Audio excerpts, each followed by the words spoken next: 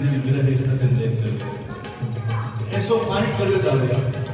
जो माता रो तब में कर संताप आप भगवान राम जी की कृपा हुए परमात्मा की कृपा से हनुमान जी के मन में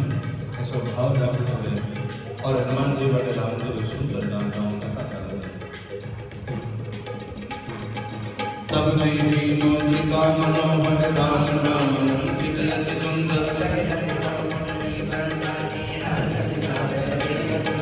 जीती तो समय नजर रंगुराई माया दे नहीं नचराई सीता मन विचार करना नाम मतलब वचन बोलो हनुमाना रामचंद्र गुण बरते लागा सुनत सीता करत कृपा लागी सुने श्रवण मन लाई आयुते सब कथा सुनाई श्रवणागत जहि कथा सुनाई कहि सोई प्रकट बहुत दिन मारी तब हनुमान निकट चल गयो फिर की मन समय भयो राम को दिल में पातु जान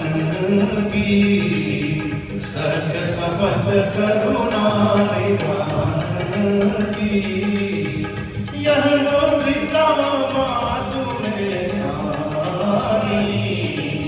दीन नाम तुम कर सकदानी नर मानर संग कहूँ कैसे कभी कथा है संगति जैसे जय सिया राम जय जय हनुमान जय सिया राम जय जय हनुमान कवि के वचन सुप्रेम सुनी उपजा मन विश्वास जान मन बन वचन यह कृपा सिंधु भरदास